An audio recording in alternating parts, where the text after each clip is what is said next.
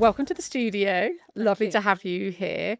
Let's start the good old-fashioned way of introducing yourself. Perhaps Amira, if you go first. Yes, hi. So, Amira Norris. I am the co-founder of a company called the Mentor Standard, and also a financial services consultant with about 30 years' experience in financial services. Brilliant. Julie?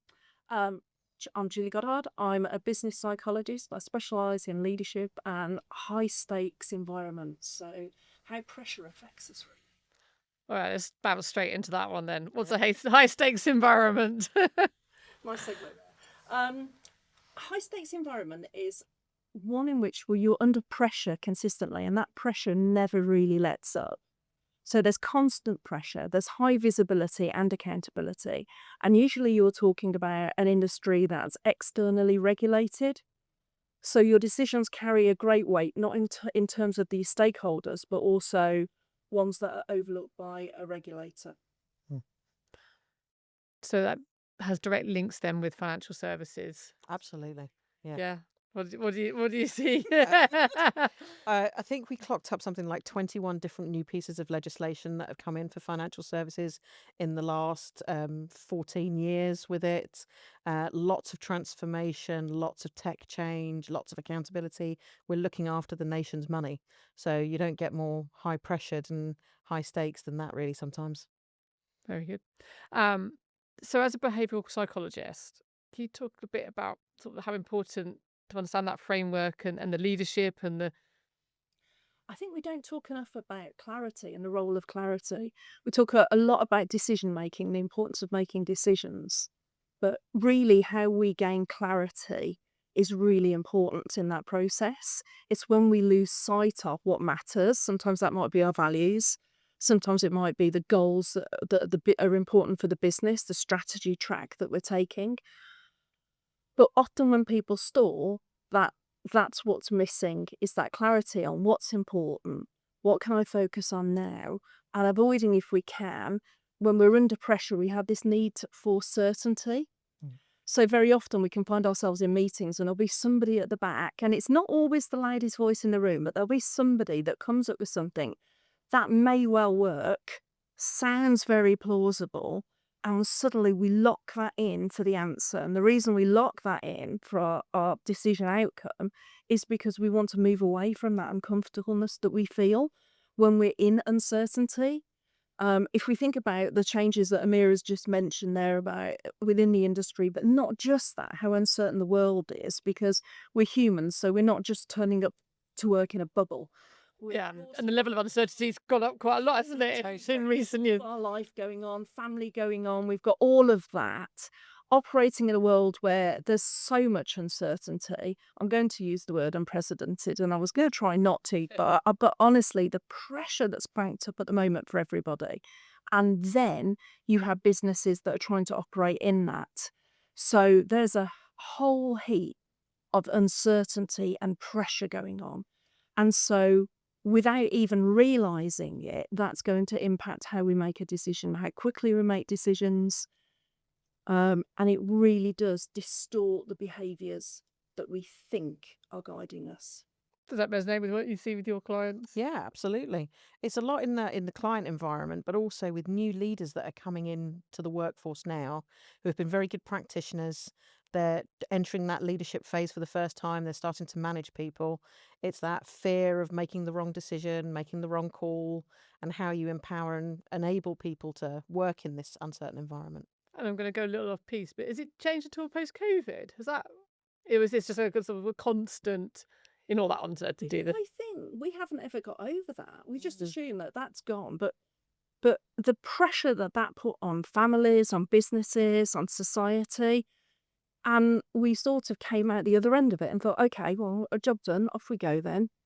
But we're still carrying the weight of that. Yeah. Of that isolation, all of that pressure that we had to take on roles that weren't there, everything else. Yeah, suddenly overnight. Juggle. Everybody suddenly had to get on board with Zoom. So Yeah, and I think workforce expectations have changed a lot as well. So the demand of your staff and your employees on They've been used to working from home. With the cost of living crisis now, they're used to not having to waste the money on travel costs and childcare costs. So Feels optional almost. exactly. So I think it's had a massive impact culturally and organisationally on businesses. And I know you're keen to talk about this, but the role of trust Oh, huge. within that. Massive, Yeah. because I think if you're going with the flow and the pressure and you're making decisions quickly and your values are getting lost along the way, what happens is you have something that in I3 leadership we call surface steady. So you're surface steady from the outside, but something's missing underneath all of that. And as humans, we're very good at detecting that. We're very good. We might not be able to articulate why it is that we don't feel we can trust that person with certainty, but we do know something's not quite right. And when people don't trust, they hold back. And they hold back, that could be as simple as not speaking up in a meeting or not saying that they can identify a risk that's coming up. If they doubt that you have their back, if they think that you're carrying an agenda, they'll tell themselves a story. Again, we're very good at this. We do it very quickly. If we think something's off, we'll find a reason for it. And then we'll look to confirmatory bias, which will make sure that we think we're right on the reason that we're told. And very rarely are we right. But by that point, that story is then embedded. And for a leader, you need your whole team behind you, particularly in the circumstances that we've been talking about. Not only that, you don't want somebody to give half of what their potential is at work. So that level of trust and the ability as a leader to put your hand up and say, I'm not entirely sure. I'm not entirely confident. Maybe I'm 75% on this. What are you? What do we have around the room here? I think people will respond to that far greater. And I think chunking down that decision-making process so you can go, okay, if collectively we're at 70% confidence in this as a track, it's not irreversible. Let's lock that in, but let's keep really agile and revisit that and see what the outcome might be. That builds trust, I think. I think they think about it in terms of technology Mm. as well, and the pace. So you got all that uncertainty and the need to move, and technology moving so fast. I was interested to see, like, thinking about that in the context of financial services and decisions and high pressure environments.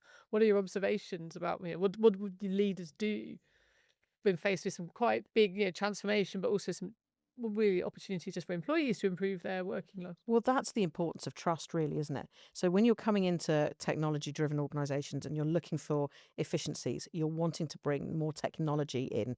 You want to bring some automation. Now we're even starting to explore how we can use AI in some of those decision-making processes. Are they being introduced to augment your workforce, or are they being introduced to replace your workforce? And that bit of trust and that dissonance is really starting to resonate now. So you hear of workforces being very resentful or reticent to engage in trials and proofs of concept because they're worried about the impact it's going to have on their jobs. So it really comes back to, do you have really good communication with your staff? Are you telling them what the benefits are for them as well as for the business?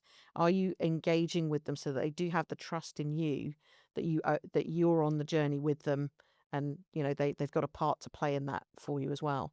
So yeah, it's fundamental in everything that we do these days. And in terms of leaders and decision making, technology must put some opportunity and risk at a different level. Yeah, and I think it all comes down onto that. There's another falseness that leads us down the wrong path in high stakes environments, and that is the false sense of urgency that we have. And I think that goes hand in hand with technology at the moment. Everybody has this collective need for speed. And the fear of, well, if we wait too late, we're going to be a late adopter and things aren't going to go our way. We're going to be behind, so we need to move really quick. And some of that's an external environment, isn't it? In the government at the moment, it's just adoption, Yes. the pursuit of Growth. growth. This is some magic bullet. Absolutely. And the fact is, technology is growing so fast anyway that it is a fact if we wait too long, then the technology that we were discussing in the first place might be irrelevant at that point. So it's putting pressure on that need to act more quickly. And I think what leaders can do in that circumstance is say, okay, how irreversible is this decision? I know we've mentioned this before, but is it irreversible? Or can I take the next step, lock in my next step that I am clear about, and take my team with me in that agile way and say, things are going very, very quickly. Let's keep that as an approach. That's what we know. There's a danger to be found in being confident and misreading confidence as competence.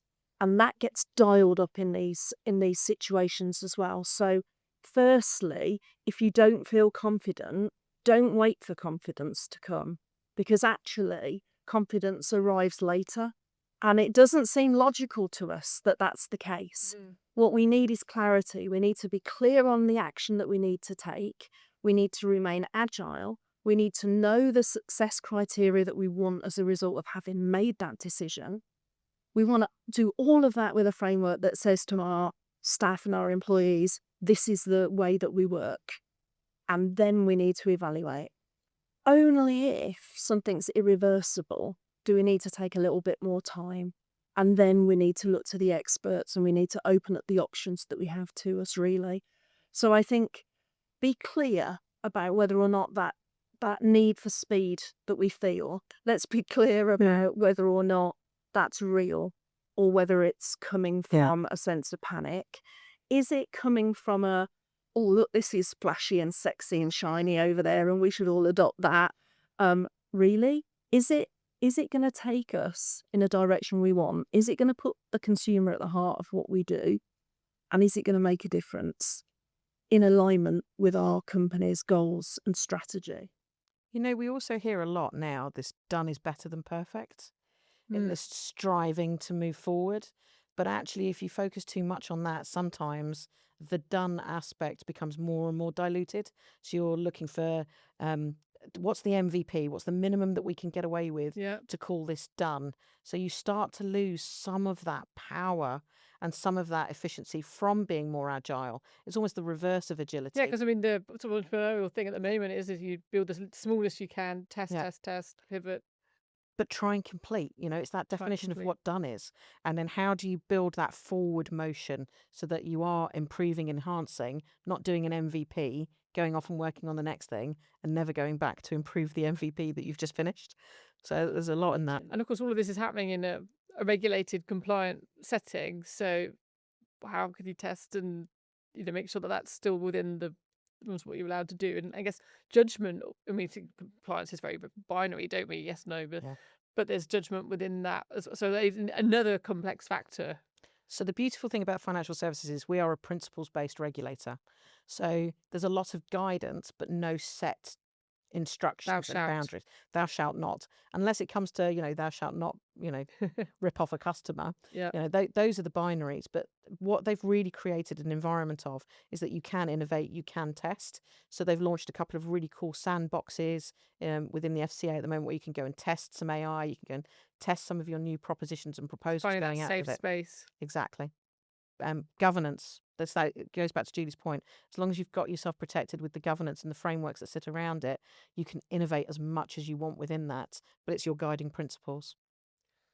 So I want to just lean a bit more into the mentoring now, please. And going back to the people at the core, at the heart of it, aren't they? The central bit and some of the behavioural bits that you're talking about there. How can it help then with some of this grey area, the decisions and?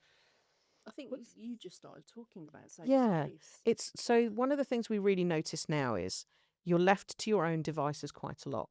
You have to be self-motivated. You've got to be a self-starter. A lot of what companies are looking for is somebody who can just adapt and move quite quickly with the pace that things are pushing through.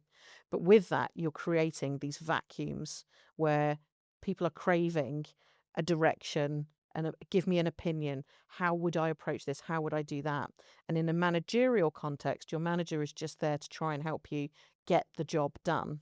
Where mentorship really comes in is it exposes you to senior leadership. It will expose you to your peers in a different way, where you can really start to ask some of those questions around, well, how would you approach this? I've got to go on stage next month and present. I've never done it before. What could you teach me and help me get that forward. So you can break it down into micro mentoring, where you're just focusing on that one thing. I've got to go on stage. How can you help me? Right the way through to a mentor who will take you through a year's program or a journey, which is what's the next step for your career? How can you approach promotions or career pivots that you're looking for? So I think in the world that we're existing in now, it's become a fundamental informal part of your career journey.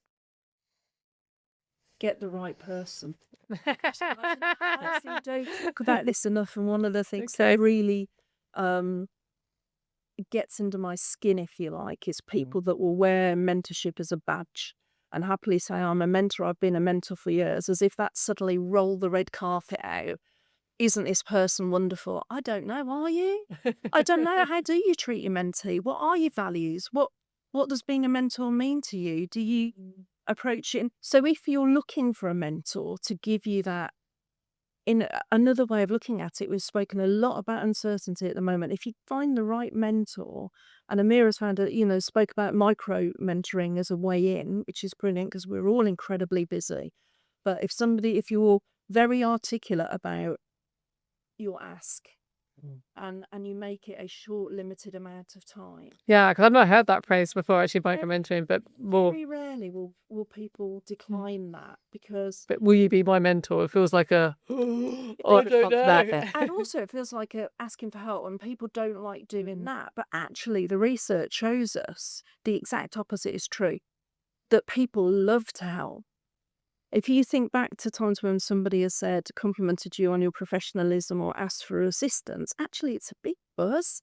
It makes you feel good that you can make a difference. And it's one of our 3 basic psychological needs, is that connection with other human beings. So if we're holding back from finding a mentor because we're thinking, oh gosh, how will it look if I ask? Hopefully that gives you a bit of reassurance. In fact, that your prospective mentor will actually get a really nice glow, feel good factor in there. And that doesn't mean you're automatically going to get a yes, but if you do get a no, just think, well, it might not be the right time right now. But that finding a mentor can give you that pocket of certainty or safeness to try out things. Definitely. Is there a simple question that our listeners, thinking about mentoring or in the mentoring space, that they could use straight away, that you've got an example that you give to them? Yeah, so one of the things I always try and sit down and challenge people on is, what's holding you back right now? What's your one concern? What's the one thing that's stopping you from moving forward in whatever topic they want to be working on? Because that really kind of helps you condense down your thinking, makes it much more binary, helps you with that decision making. That's a good one. We got a tip? Yeah, I think I'd go, what's the cost of not doing anything? Yeah. Because sometimes when we're umming and ahhing about a decision or thinking how that might affect us, time's ticking, and you will pay. There will be a consequence to you not making a decision. So it might be trust. It might be your relationship with your colleagues. It could be your relationship with your line manager if things are getting stalled. So very often we think we're okay because we're in this bubble of just looking through our options. But the longer we stay there, there is actually a cost that's associated to it. And sometimes just even that question can enable us to open up and go, okay, what's my next step? Because that's going back to pulling a thread all together. That's what we need. We need clarity on that next step. So again, lots of complex factors, and I'm going to push you again a little bit because this is in partnership with the Women in Finance Collective. Yeah. Is there any element which is a gender-related viewpoint or that's different? And you can say no, but... Oh no, I think Julie's got this one. To say yes, but it's not yes. Oh, I have got this one because this is what I'm passionate about. I'm going to say yes, there is an element, but it might not be in the way that you think it is in having asked that question. Imposter syndrome, let's just pause and mention that for one moment. I was really fascinated by this when I started up my business, and I contacted Dr. Pauline Clarence, who is the woman who published all the original research, and I said, my business is very research, fact, evidence-based. Can I use your scale in the work that I do? And straight away she said no. And not just a little no, like a big no, very determined. with a disclaimer of why she was saying no, which was she doesn't believe, and neither do I now, and hopefully when I finish explaining, neither will our listeners, believe in imposter syndrome. because that's never a terminology that she used. It came from the media who latched onto it. And as humans, we all like diagnosing ourselves, and we all like finding things that resonate with us because it's that connectedness again, and it makes us feel like, "Oh, I understand myself a little bit better." And women particularly have been told for possibly 4,000 years, if not longer, but certainly still today in the workplace, that they're not confident enough. And we can look at performance management reviews. We can look at, there is a shed load of research. It's almost reinforcing. Yeah, where line managers say, I think you need to be more confident. And it's on such a scale that it's now become a multi-billion-pound industry. You have confidence coaches, you have confidence books that you can go out and buy. You can look at Feel the Fear and Do It Anyway, which was a massive book needed at the time. We really needed to hear that permission of it's okay to not feel confident at the start and to push through it. But we own that as women, and we own that in the workplace. So it's not just a case of where does the fault lie in owning this, who are we blaming? It's not about that at all. It's about saying that we need to free ourselves of this need to feel confident. I used to speak on International Women's Day as one of their official speakers. And about 3 years ago, I put into Google and I put women, leadership, confidence. I had something like over 4 million, when Google says hits 4 million. Now I changed one word. I just dropped women and put men, leadership, confidence. I had 400 results. 400. Now, being me, I dug into the details on that. So I went and opened it up and I looked, and I went into probably the first 10 when I thought, okay, but I think I can reliably say there's a pattern here. And they were all what to do if you were a male line manager and you wanted to encourage a Females. female that you were line managing so that they could develop confidence. Now, I don't think there's any maliciousness underneath this. I just think it's something that's developed and we've all bought into it. And we all think it is. But the truth is, we're particularly bringing it back to decision-making and confidence and leadership. Confidence is bad, actually. There's a lot of things to say that things go very wrong when we get too confident. And when we get confident, we stop processes, we take shortcuts. And the research and evidence shows us, actually, that the most confident people are actually the worst decision makers. So if we bear that in mind, if you're out there thinking, I'd apply for that leadership position or I'd go for that, I just need to feel a little bit more confident. We all have moments of doubt. We all feel that paralyzing sense of, gosh, at some point, am I here? Have I just faked it? The point is, that's self-doubt. And self-doubt can be healthy. Yeah. Depending on how we look at it. So we could look at it and say, actually, is it self-doubt? Or is it discernment?